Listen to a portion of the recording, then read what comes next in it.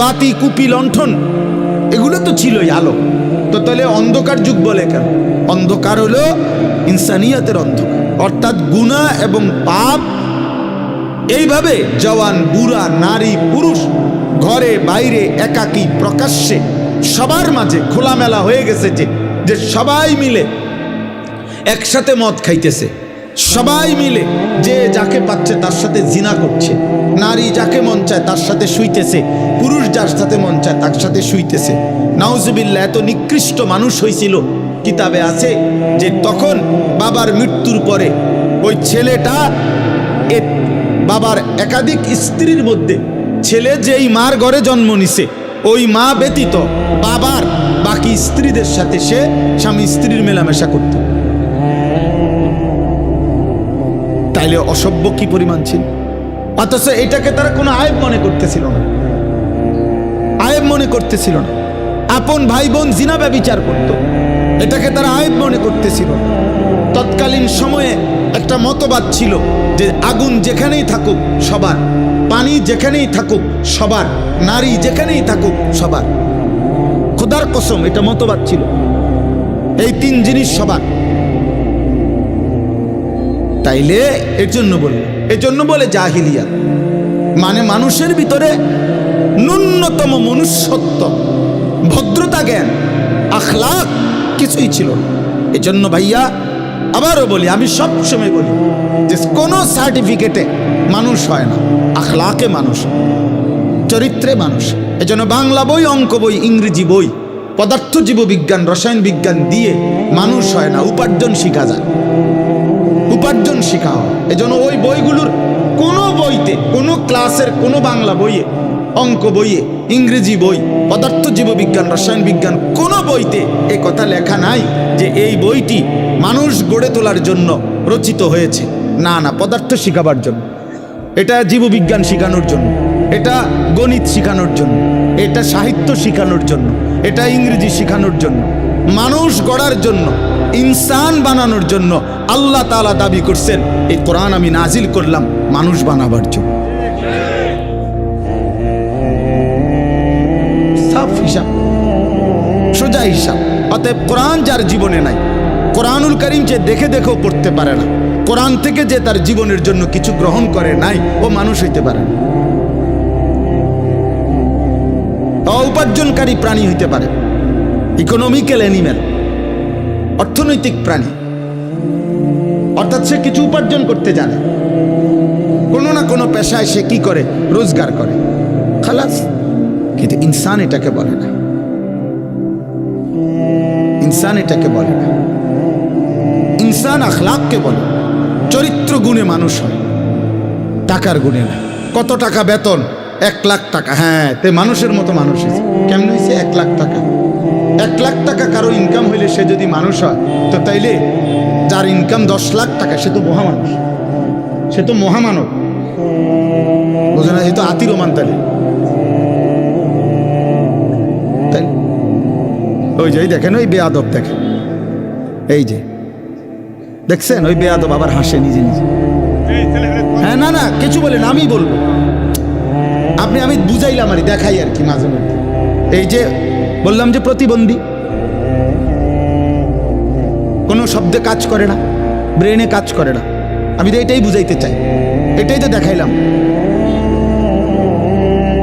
ওর অসভ্যতাও করেই যায়, এটাই তো প্রতিবন্ধিতার লক্ষণ। ব্রেনে কাজ করে না, আলাদা পার্থক্য জ্ঞান। প্রতিবন্ধী কাকে বলে? যার পার্থক্য জ্ঞান। বুদ্ধি প্রতিবন্ধী মানে যার মধ্যে পার্থক্য জ্ঞান নেই, যে পেশাবেও হাত দেয়, পানিতেও হাত দেয়, সেই তো প্রতিবন্ধী। সুস্থ স্বাভাবিক জ্ঞান যার মধ্যে নাই।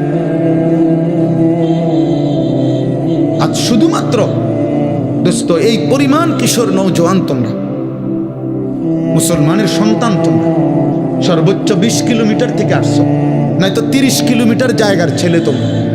তোমরা নর্থ বেঙ্গল থেকে আসো নাই, তোমরা খুলনা বরিশালের না, তোমরা পার্বত্য চট্টগ্রামের কাছাকাছি জায়গার মানুষ, অল্প একটু জায়গা। তাহলে 30 কিলোমিটার এরিয়ার ছেলে যদি তোমরা হও, তোমাদের এখানে যদি 500 ছেলে হয়ে থাকো ধরো, তে 500-র মধ্যে 480 জনের চেহারা বলতেছে 1 ওয়াক্ত নামাজ পড়ো। আরে কি আছে, আমি বললাম আমি দাঁড় করাই, এখন বেনামাজি। বেনামাজি তো অসভ্য, বেনামাজির চেহারা দেখলেই তো চেনা যায়। বেনামাজি দয়া মায়াহীন, বেনামাজি গাদ্দার, বেনামাজি অহংকারী, বেনামাজি বেয়াদব, বেনামাজি আল্লাহর দুশ্মন, বেনামাজি রসুলুল্লাহর দুশ্মন, বেনামাজি কোরআনের দুশ্মন, বেনামাজি ইসলামের দুশ্মন, বেনামাজি পবিত্র মায়ের কলঙ্ক, বেনামাজি এক বাবার সারা জিন্দেগীর মেহনতের অভিশাপ। অভিশাপ, বাবার কলঙ্ক যে আমার 16 বছরের মেহনত, আমার 40 বছর পর্যন্ত আমার জীবনে আমি যা রোজগার করছি, জীবনে মানুষ বানাইতে পারিনি। খাট বানাইতে পারছি, সোফা বানাইছি, এক সেট টাইলস লাগাইছি, কিন্তু মানুষ বানাইতে পারিনি। এই জন্য বাবার অপমান, এটা মায়ের অপমান, মায়ের অপমান। চরিত্রহীন যুবক মায়ের অপমান, বাবার অপমান। এই জন্য বাবা তোমরা বুঝো, সাফ কথা, এই পরিমাণ কিশোর যুবক তোমরা এক এলাকার, তো তোমরাই একজন আরেকজনের দিকে দেখো, তুমি দেখলো আন্দাজ করবা যে নামাজ পড়ে কিনা। কেন নামাজ পড়বে না? এত কম বয়সে আল্লাহ ভুলে গেল? মাত্র 18 বছর বয়সে এক ওয়াক্ত নামাজ যারা পড়ল না, এত অল্প বয়সে মুসলমানের বাচ্চা হয়ে এত বড় গাদ্দার হয়ে গেল। তাহলে 40 বছর পর্যন্ত বেনামাজি যদি চলতে থাকে, তো তুমি তো দাজ্জাল হয়ে যাবে।